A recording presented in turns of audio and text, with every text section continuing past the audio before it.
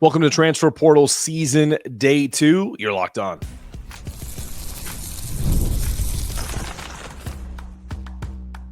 You are Locked On UConn, your daily podcast on the UConn Huskies. Part of the Locked On Podcast Network, your team every day. Thanks for making Locked On UConn your first listen every day. We are free and available wherever you get your podcasts and on YouTube, part of the Locked On Podcast Network, your team every day. Before we dive into today's show, I want to take a moment to say how thankful we are for all of you. We appreciate your support, whether I've been in stores or Hartford or Raleigh, wherever I've been. You guys have come up to me and said how grateful you are for this podcast, and we really appreciate that. We're proud to say we're the only daily podcast covering the UConn men's and women's basketball programs, the hoops capital of the world. We're thrilled to bring you the coverage you deserve. And if you haven't already subscribed, do so now. Click that button at the bottom of your screen. Check out the audio versions as well, so you always are never missing out a moment of Locked On UConn. Well, for the men, we're in the off season. We're bringing in some transfer portal experts this week. Obviously, if you listened to the show this morning, AZ Fudd is back with the women, so that's some great news as they hit their 31st straight Sweet 16. But we're going to talk about the men today. In the 3 o'clock hour here, bringing a friend of the program, Texas Tech alum, scout and analyst, and the live news editor for The Atlantic, Tobias Bass. Let's get him in on the program. It's been a while, Tobias. Really appreciate you being on the show. First question of all of this. It's portal season. Do you find it odd that we're like in the middle of the NCAA tournament? It's Sweet 16. Even your boys are playing Arkansas. Texas Tech is playing Arkansas later this week, and here we are talking about like 1,000 kids already in the portal in day 2. Yeah, no, it is weird. It is weird. One, they shortened it from 45 days to 30. It used to be 60. Now it's down to 30. It is weird.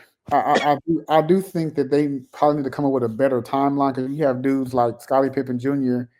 He's playing. Yeah, they're still playing. So, how weird is that? Was that strategic? Was that a way to disrupt, what they got going on?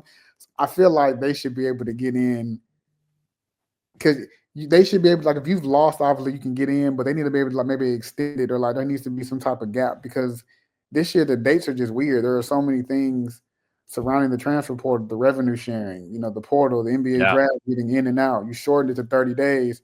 There are so many dates in between. It's kind of hard to keep up. And I feel like some kids, they may be hurt by this at the end of the day. Yeah, no, I totally agree, man. And I think when you start to look at who's in and who's out, you can read the tea leaves. There are certain guys, like Bennett Sturts is a great example. Played at Drake, had a great tournament. His coach goes to Iowa, so he's going with him. So those are obvious ones. Are we gonna see that with Donovan Dent as well, going from New Mexico potentially to Xavier? I know there's been some rumors that he could be going to Duke. He's the number one recruit in the transfer portal right now. We're going to talk about guards today for the most part. Do you think that's going to be the case with him, or is he going to open up his portal options to maybe some other folks? I don't think he's going to do that, to be honest with you. I think that really? he's going to go. He's going to go somewhere else, wherever that may be, Duke, Kentucky, etc. He'll have every school in the country calling him, as he should. UConn? UConn, I would strongly recommend they do that as well. But I don't think he's going to follow him. I mean, especially with the amount of money that he could potentially make, and he I'm not including him in this conversation, but some of these kids, this will be some of the most money they make in their lives potentially. Yeah. It is what it is. No one complains when the coach does it. No one ever complains when they do it. Some of them will be there a year and they'll leave. Yeah. And I don't blame them. You have to do what's best for you. So should these kids. These kids should also do the same thing. So if you have a chance to make $2-3 million, you have to do it. You have to do it. The coaching portal is always open. So there's no 30-day restriction. They're not scaling back when a coach can leave and when he can't. So I totally agree with you there. Let's talk about Donovan Dent really quick. You think most, if not all, of the Blue Bloods will get in on that sweepstake? Yeah. What do you love about his game? He's a dynamic scorer, competitor. Loves to compete. He's a winner. I mean, he's been successful at that level, and I think he was loyal. I mean, he could have left last year. He easily could have gotten the portal and got $1 million, $2 million, whatever it would have been. He stayed. His coach ended up leaving, so these circumstances are different. But I do think that I think everyone should. He's a winning player. I think if you add him to your roster, I think that he's a player that can carry you deep into the tournament. Fair enough. If you were running the transfer portal, let's make you the czar of college basketball just for today. Okay. Do you wait until after the tournament is over, or do you at least get maybe to the Final Four? Because I read this today, and it makes a lot of sense because college basketball has turned into almost like a mini NBA or like a G League situation where guys are going for money and into the best situation, free agency, the whole bit. By opening up the portal early, you're giving the advantage to the teams that aren't the best teams at the end of the year, right? So let's say Duke and Florida are in the title game. They have kind of what's ever left over in the transfer portal, because everyone else kind of gets a jump start. Do you agree with that, or do you think there needs to be like a longer waiting period, maybe Final Four-ish, finals? What are your thoughts? Yeah, there has to be a different way. I agree, but now the thing is, you just put pressure on all the teams to the left. There's 16 teams left. They have to play double duty. They have to scout, train their guys, get them in no gym. You have to call kids in the portal, so you're really putting a hard time on them. Now, the other side of it was, the coaches, they did ask to shorten this. They did. They were complaining about this 2 years ago. They didn't have enough time for vacation. They didn't have enough time to, recruit their own guys, which I do understand that is very true. There has to be some sort of way to do it. Like you said, maybe pushing it back probably would help. I think that it would. You know what I mean? And yeah, I think pushing it back will probably have Final Four-ish time, because even if you lose or you win it all, you still got it just open, so you're fine. So I think pushing it back will be the right move. Let me ask you another question around that, and then we'll take a break and then come back and talk about the guards and steer it towards the UConn angle of this. In terms of the transfer portal, you have there's tampering going on.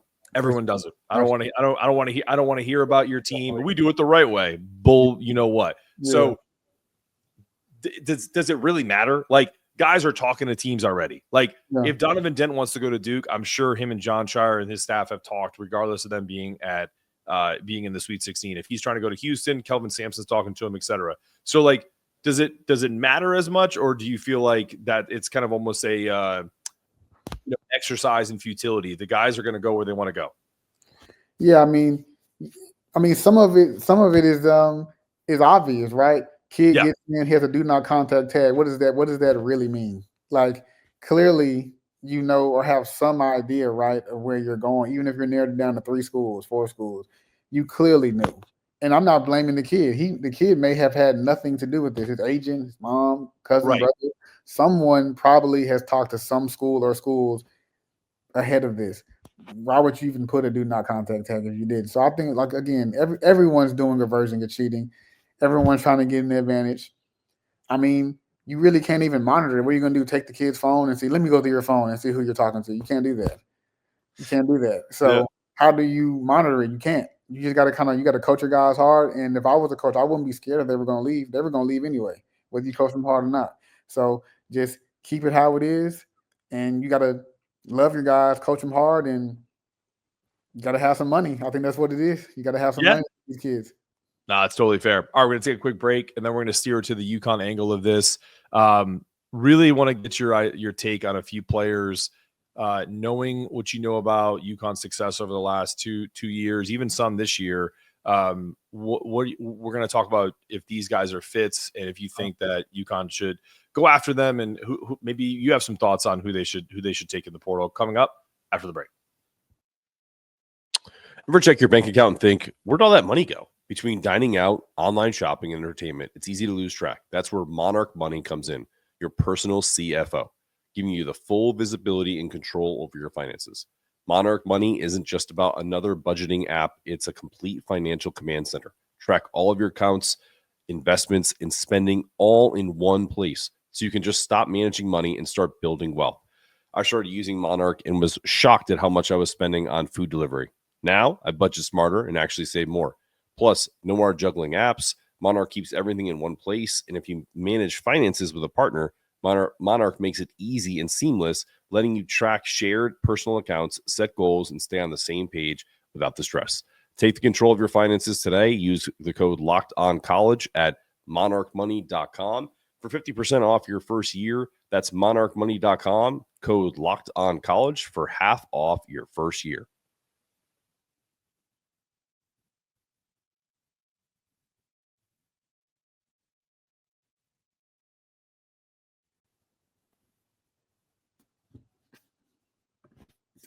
All right, we're back with Tobias Bass of The Athletic.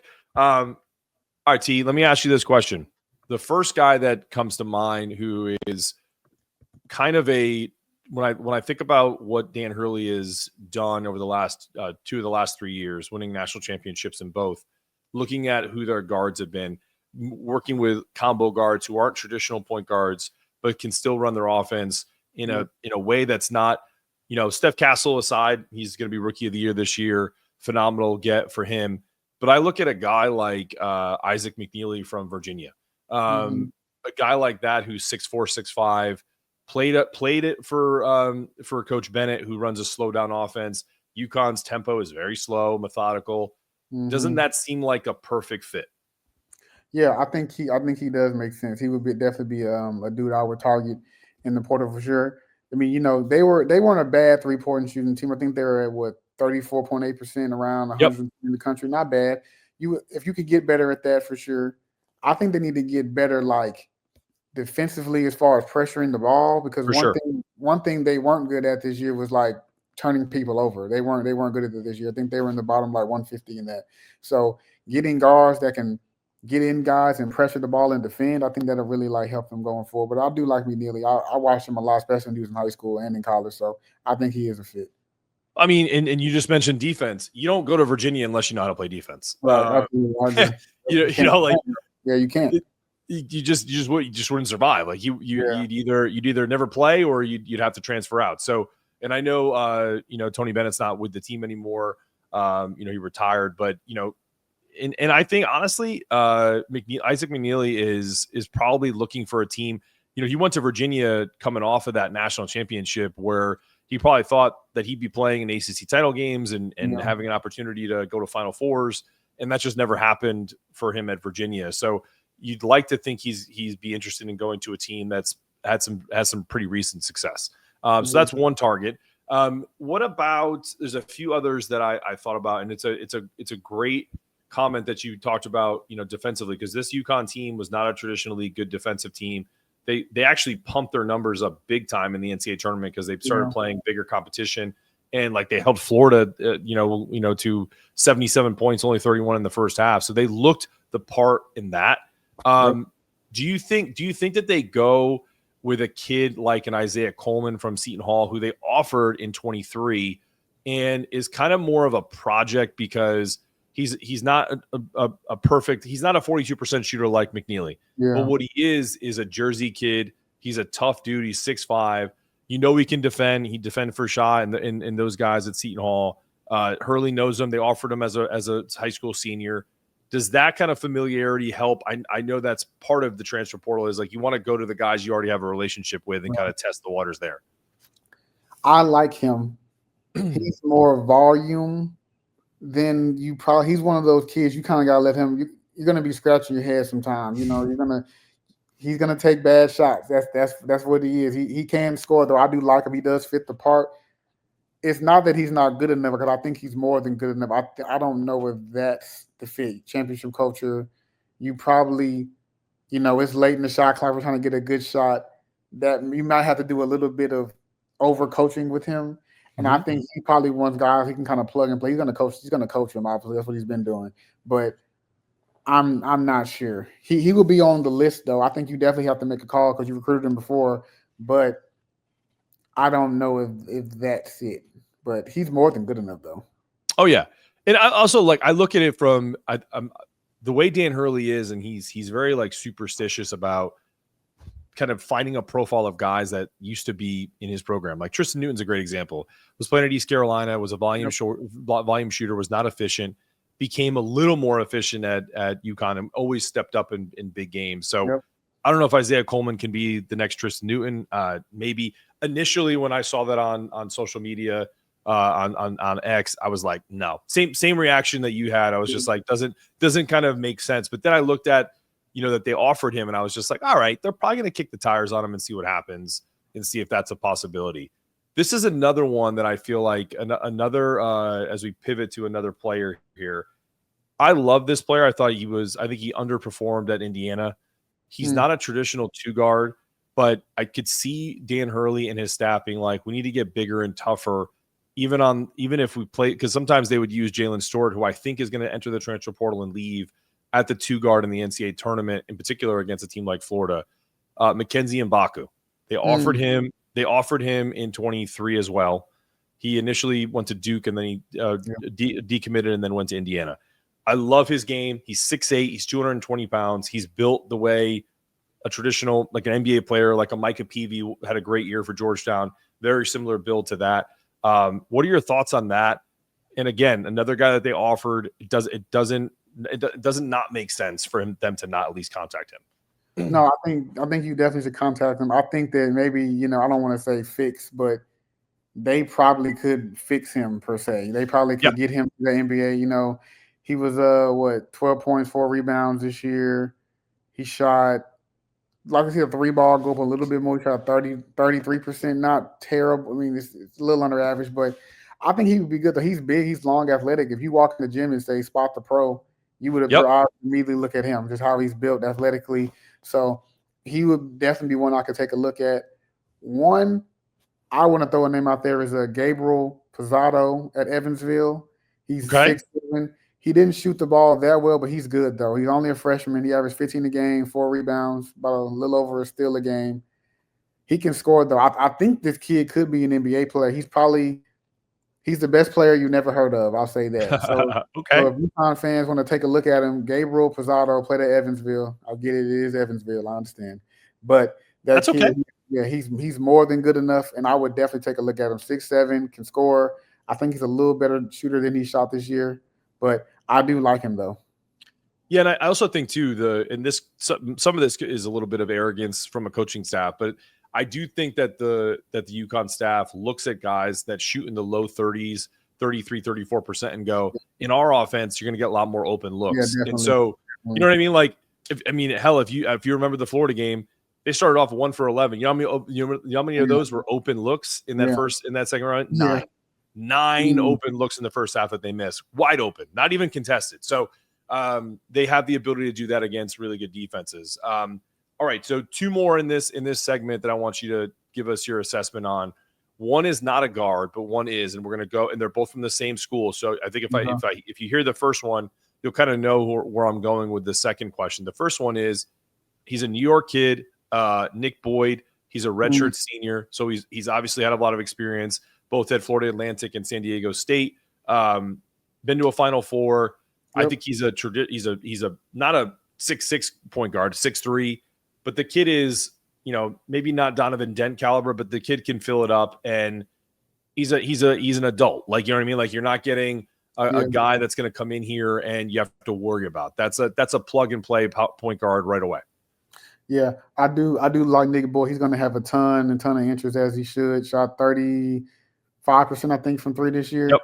Good, solid assist to turnover ratio. I like him. I think that's definitely one you could do. He's played a national championship game before, like you said. They played him, actually. Yeah. So, they would be familiar with. They scouted this game. So he was 2 years younger, but still, I think that would definitely be a nice transition. I would like to actually see them do that. And he's tough. You have to defend when you're at San Diego. Tough. So I think he would. I think he makes sense. To go back to Mbaku, also a Jersey guy.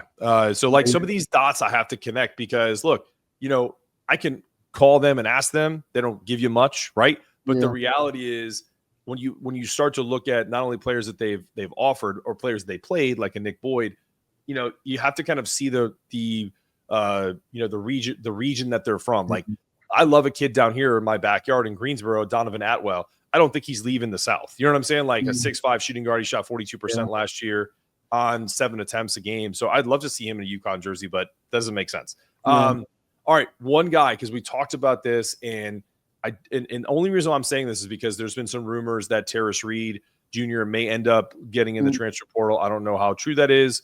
I think it stems from an Instagram post where it almost felt like he was saying goodbye. And then all of the players kind of commented on it.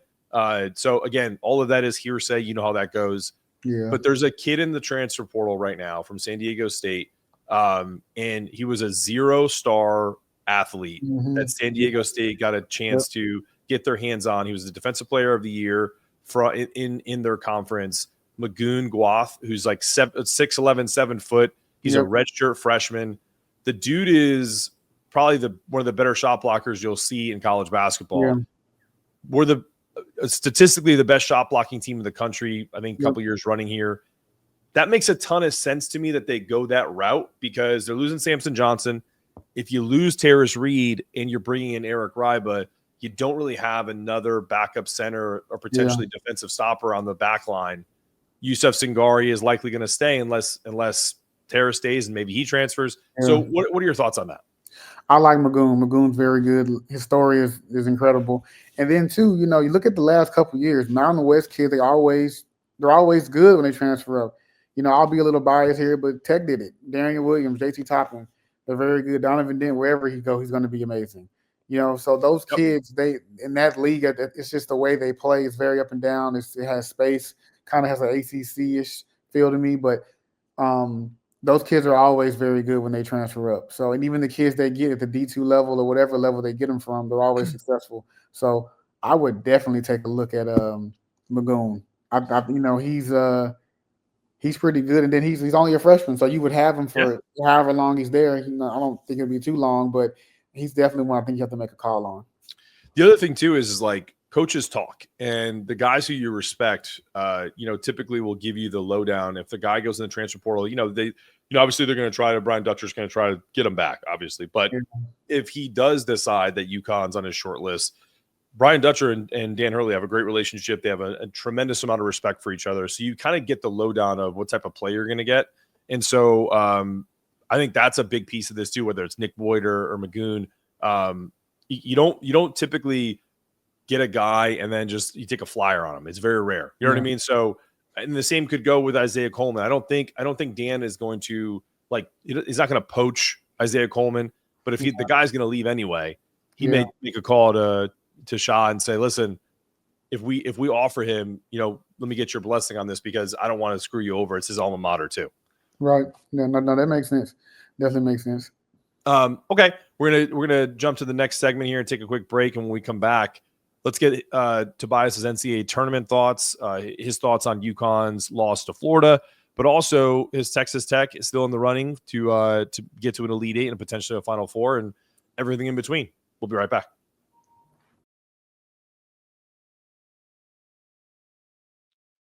Get the supplies you need from the site made for skilled trades. Supply House. Whether you're in plumbing, HVAC, or electrical work, Supply House is a reliable way to order products online. Their easy-to-use website is packed with helpful resources and the latest product info to help you get the job done right. Plus, with a complete inventory of over 200,000 parts from 400-plus top brands, you'll find exactly what you need delivered fast from coast to coast. Need help with an order? Supply House offers expert support and industry-leading service, so you'll always talk to a real person. And for trade pros looking for an edge, their free Trade Master program offers exclusive perks like a dedicated phone line, free shipping, and discounts on every order. Thousands of skilled professionals are already taking advantage. Now it's your turn. Join the Trade Master program today at supplyhouse.com/TM and start ordering plumbing, HVAC, and electrical supplies with just a few clicks. Plus, use promo code S-H-5 for 5% off your first order. That's supplyhouse.com.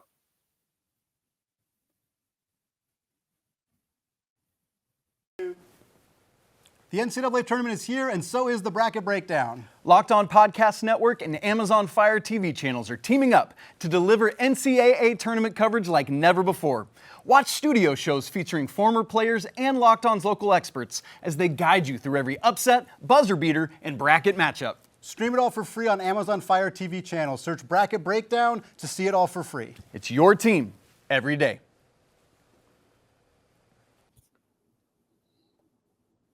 All right, you're back on Locked On UConn with your host, Mark Zanetto. We have our guest today, Tobias Bass, a scout and live news editor for The Athletic. All right, Tobias, your team is still in it. Texas A&M. And we're not talking about like your team that like you just root for. That's where you went to school. Right. Tell me about what do you think about their chances to get to the Final Four? I mean, you got to beat Arkansas. They're the only double-digit seed team I think left. Yep. They're playing well. Some of and this is not a shot at Arkansas. I like Arkansas. Believe it or not, I was actually going to go to Arkansas if I didn't go actually.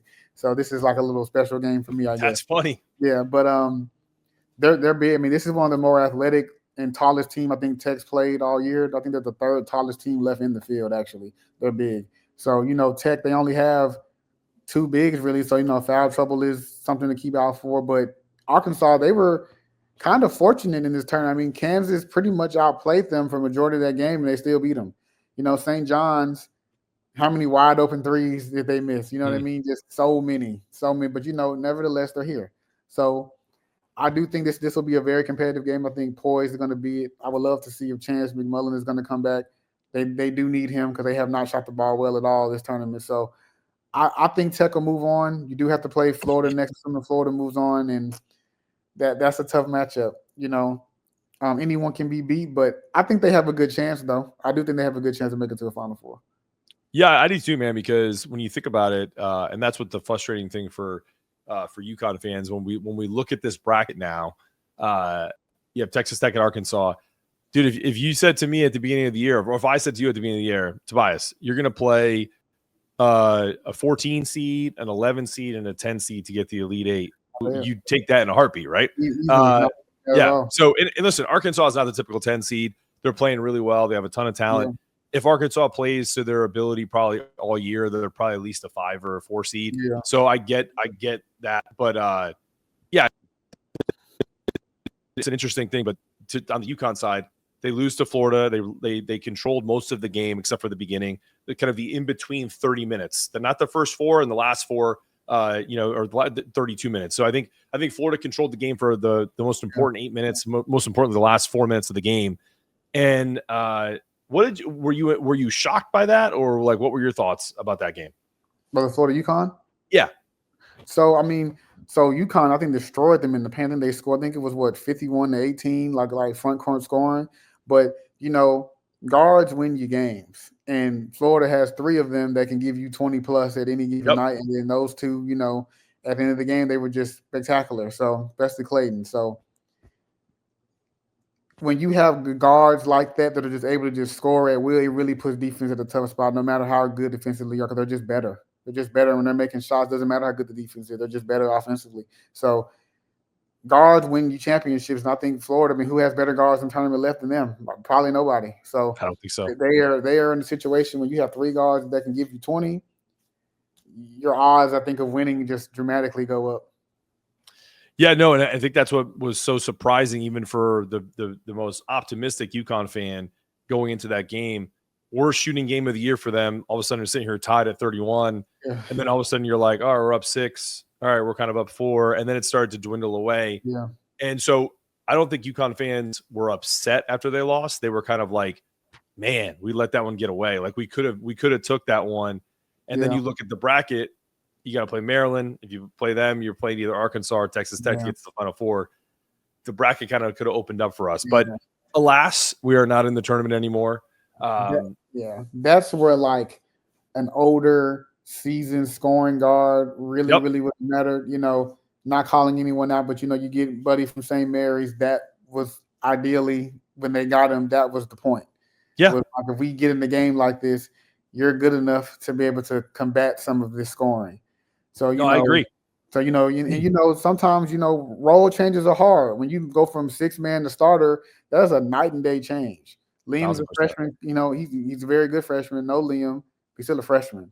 Your other guys, they were sophomore. They didn't play that much last year. So when you threw them into that type of environment, and they played well for what it was, no knock against them, but Florida guards are older. Some of them have championship experience, Final Four experience. They're just old. So so next year, I think they will fix that. They will get some older seasoned guard that will be able to, if they get in a situation like that, they'll be able to come off and come alive.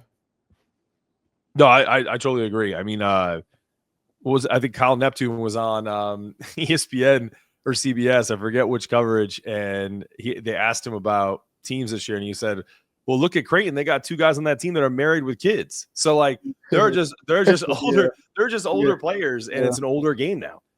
It really is. The only outlier right now is Duke. The Duke has a ton of freshmen that are starring, but then you look at who they have on their team. They still got Mason Gillis, and you got Sion James playing a prominent role to kind of settle that thing down, and Tyrese Proctor. So it's not just Cooper Flag, it's not just Con Knipple and Malawash and all that. So I think the mixture of talent, age, and in some of the rookies is kind of where you need to be. So to your point, that's a really solid point. Okay.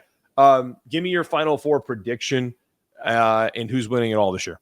Final Four for me, I picked Bama, Florida, Houston, and Michigan State. That's my okay. And then winning it all, I'm gonna go Houston. I'm from Houston. I'm gonna go with Houston. So who are they playing? Are they playing Florida? I think I have them playing Florida in one of my brackets. Yes. Yeah, I did 2 brackets this year, and it all hinged on that Florida UConn game. I said if UConn can beat Florida, they're literally gonna go on a run. Yeah. When they lost, I was just like Florida should win. Yeah. So Florida is my pick this year. I actually have them playing Houston myself. Yep. And no disrespect to H-Town, but I got the Gators. Definitely see it. I mean, they're really good. I mean, they're very, very good. And that'll be a high level game. I actually hope we get that one because last year's game, I mean, thanks to you guys, it just wasn't very fun. The one I wasn't very good either. We had fun. Yeah, y'all had plenty of fun. We as the consumer, and at the San Diego State game when y'all played them, I was there courtside for that one, and it was I was trying to figure out who was getting the transfer portal at a certain point in that game. So, but isn't that wild though? Like when you don't have a rooting interest, you want the best game possible. When you do have a rooting interest, you're like, beat them by 50. I don't care. Yeah, no, for sure. I do not blame you at all. But hopefully we get to that. I mean, there's high level guards in that game, future NBA players in that game. So I would definitely love to see that. Hell yeah, I'm all for that. I did a live show with the Gators host of this, and I got so many DMs from people being like, "Hey man, you won me a lot of money because I was about to throw a ton of it on Florida, the -9.5, and you convinced me otherwise. So I appreciate it." I was like, "Where's my kickback?" I was like, "You hit me on my cash app." I was like, "Come on, man, hook me up, give me like 10% of that." But no, I appreciate you jumping on, man, and talking portal and giving your perspective on who UConn should go after, and obviously the tournament and college basketball as a whole. All right, man. This has been another episode of Locked On UConn. We're gonna have Tobias back. Hopefully, maybe when we start to see a few dominoes drop. We obviously saw St. John's make a big splash with Sonnen, but maybe when UConn makes their first choice, we can get you in to break it down. Sound good? Yeah, no, for sure. And I would tell UConn fans and just fans in general, big names are coming, especially as these teams start to lose, and that's true. So big names are coming, and I'll say one trend that I'm seeing. There's been a lot of bigs getting in. Some of them aren't good enough, but there are a lot of bigs getting in the last couple of years. There haven't been that many at all. So I do think that's interesting. So pay attention to some of these trends, and which guys are going where and whatever. So it'll be an interesting next couple months. Absolutely. All right, he's Tobias Bass. I'm Mark Zanetto. This has been another episode of Locked On UConn. Stay locked on, stay connected, and make sure you always check us out on social medias at Locked On UConn on all of them. Go Huskies. Go Huskies.